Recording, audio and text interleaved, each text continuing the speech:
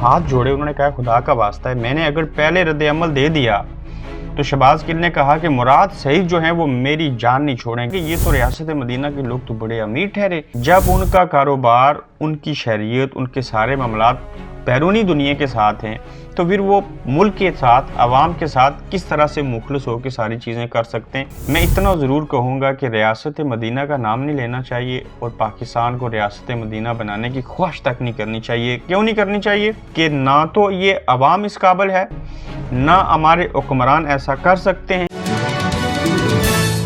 السلام علیکم تمام دیکھنے والوں کو. آج ہم بات کریں گے اسلامی جمہوریہ پاکستان جس کا دوسرا نام ریاست مدینہ کے حاکم وقت عمران خان صاحب اور ان کے جو مشیر ہیں درجن سے زائد, ان کی اثاثوں کے حوالے سے کہ ریاست مدینہ کی یہ لوگ اتنے امیر کیسے ہو گئے, یہ ذاتی کیپیسٹی میں ہوئے یا حکومت میں آنے کے بعد ان کے پاس یہ سارے اثاثے آئے. تو کل یہ دوسروں کو کہتے تھے کہ آپ لوگوں نے جو اثاثے تھے وہ ڈکلیئر کیوں نہیں کیے اور آج خود کر دیے.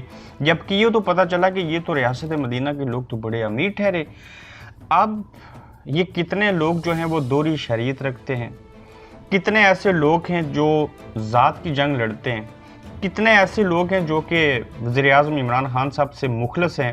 ایک واقعہ آپ سے شیئر کرنا چاہوں گا کہ پچھلے دنوں بلاول بھٹو زرداری صاحب نے ایک پریس کانفرنس کی, اور جب بھی حکومت مخالف اپوزیشن میں سے کوئی پریس کانفرنس کرتا ہے تو حکومت کی جانب سے, خاص کر جو مراد سعید ہیں, شہباز گل ہو گئے, پہلے فواد چودھری, تو ہیرا بھی اکثر کرتے ہیں. تو شہباز گل سے ایک ٹی وی چینل کے اندر سے ایک شخص نے فون کر کے پوچھا کہ آپ اس کے اوپر کیا رد عمل دینا چاہیں گے, تو انہوں نے ہاتھ جوڑے, انہوں نے کہا خدا کا واسطہ ہے میں نے اگر پہلے رد عمل دے دیا تو شہباز گل نے کہا کہ مراد سعید جو ہیں وہ میری جان نہیں چھوڑیں گے, میرے اوپر بڑی تنقید ہوگی, بڑے چیخیں گے اور چلائیں گے.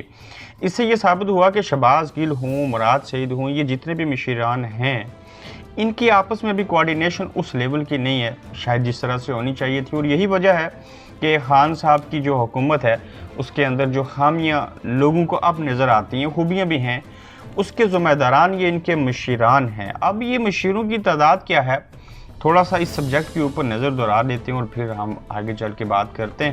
سب سے پہلے تو کابینہ ڈوین کی جو ویب سائٹ تھی اس کے اوپر انہوں نے ساری تفصیلات بتائی. اس میں 15 مامنین خصوصی ہیں جن میں سے 5 کی دوہری شہریت ہے, یعنی کہ پاکستان کی بھی نیشنلٹی اور باقی جگہوں کے ممالک کے اندر بھی وہ شہریت ان کی رکھتے ہیں, جبکہ ایک مامن خصوصی امریکن جو کہ گرین کارڈ ہولڈر بھی ہیں. اب دیکھا جائے تو زلفی بخاری پاکستان میں اثاثے نہیں رکھتے لیکن لنڈن کے اندر بڑے اثاثے ہیں ان کے پاس کروڑوں کے. شہزاد اکبر کے بھی 5 کروڑ سے زائد اثاثے ہیں. ثانیہ نشتر ایک گاڑی کی مالک ہیں جبکہ 23 لاکھ روپے کی مقروض ہیں. شہباز گل کے مجموعی اثاثے 15 کروڑ روپے ہیں. اس کے علاوہ حفیظ شیخ جو ہیں دوہری شہریت نہیں رکھتے, 30 کروڑ کی اثاثے, 29 کروڑ کے مقروض ہیں. اور شہزاد ارباب 10 کروڑ اثاثوں کے مالک, 57 لاکھ بینک اکاؤنٹ میں موجود. شہزاد اکبر کے نام پر 65 لاکھ کی جائیداد, اہلیہ کے نام پر 13 لاکھ کی جائیداد. شہزاد اکبر کے پاس 4.5 کروڑ اور اہلیہ کے نام پر 70 لاکھ کی منقولہ جائیداد بھی ہے.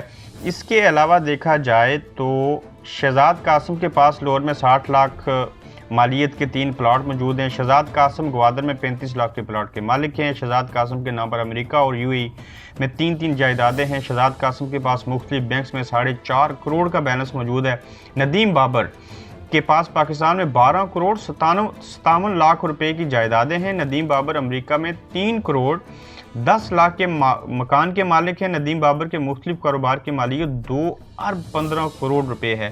جب یہ لوگ اتنے امیر ہوں گے تو ان کو کیا لگے عوام کے مسائل کیا ہیں, باقی چیزیں کیا ہیں. انہوں نے تو اپنا بینک بیلنس جائز تھا ناجائز تھا جیسے بھی تھا, اتنا امیر آدمی جو ہے وہ اچھا مشیر آپ کا کسی صورت نہیں ہو سکتا, اس کو قوم سے غرض نہیں ہوگی. زلفی بخاری کی برطانوی شہریت, ندیم افضل چند کینیڈا BRP کارڈ رکھتے ہیں اور وہ ان دنوں میں بھی کینیڈا میں ہیں اور ان کی پوری فیملی یعنی کہ ان کی والدہ تک کینیڈا کے اندر موجود ہیں اور آج بھی وہ کینیڈا کے اندر موجود ہیں. موحید یوسف اور شہباز گل گرین کارڈ ہولڈر ہیں. قاسم اور ندیم بابر امریکی شہریت رکھتے ہیں. تانیہ کینیڈین اور سنگاپور کی شہریت رکھتی ہیں. اب یہ اس موضوع کے اوپر بات کرنے کا مقصد یہ تھا کہ ہم ایک طرف کہتے ہیں کہ ہم ریاست مدینہ کی بنیاد رکھیں گے, اور ریاست مدینہ کی ایک مثال آپ کو دے دیتا ہوں کہ جب رکھی گئی, نبی کریم صلی اللہ علیہ وسلم سیپا سالار بھی تھے, ہمارے آخری پیغمبر بھی تھے, ساری چیزیں تھیں, وہاں تک تو کوئی اور انسان نہیں پہنچ سکتا, اور انہوں نے جو کام کیے اس لیول تک نہیں کیے جا سکتے، لیکن ہم ان کا جو اسوہ حسنہ ہے اس کو اپناتے ہوئے، ان کی تعلیمات کو سامنے رکھتے ہوئے خواہش کر سکتے ہیں، جیسے خان صاحب نے کی، کوشش کر سکتے ہیں جیسے وہ کر رہے ہیں، لیکن اس کوشش کے ساتھ ساتھ ہمیں یہ دیکھنا ہوگا کہ ریاست مدینہ کی ایک مثال دیتا ہوں جس سبجیکٹ کے اوپر میں بات کروں کہ عمر فاروق جب خلیفہ وقت تھے تو ایک دفعہ ایسے ہوا کہ وہ ممبر کے اوپر کھڑے تھے، تو ایک شخص نے پوچھا کہ یہ جو آپ نے کرتا سلوایا ہے یہ کیسے بن گیا، ہمیں جو کپڑا ملا تھا وہ تو بڑا کم تھا۔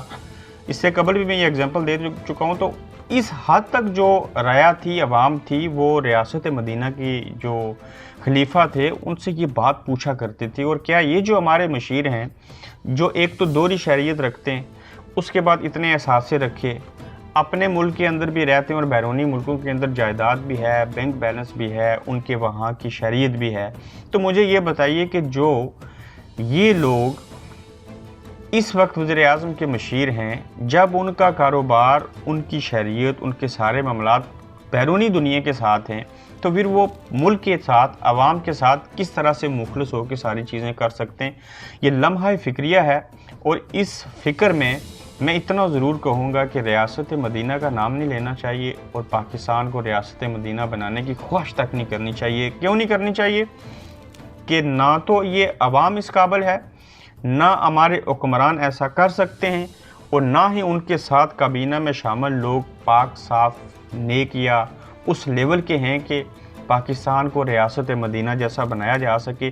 تو لہٰذا ایسی باتیں کبھی نہیں کرنی چاہیے، چاہے وہ 50 لاکھ گھر بنانے ہوں، چاہے کروڑوں نوکریاں دینی ہوں، چاہے ریاست مدینہ کا نام رکھنا ہوں، جہاں پہ آپ کے ساتھ اس طرح کے مشیر ہوں جن کا اپنے ملک کے ساتھ مخلص پن نظر نہیں آتا، اور وہ امیر سے امیر تر ہوتے جا رہے ہیں اور بیرونی دنیا کی نیشنلٹی انہوں نے لے کے رکھی۔ آپ دیکھ رہے ہیں گورکھدھندا ابرار قریشی کے ساتھ۔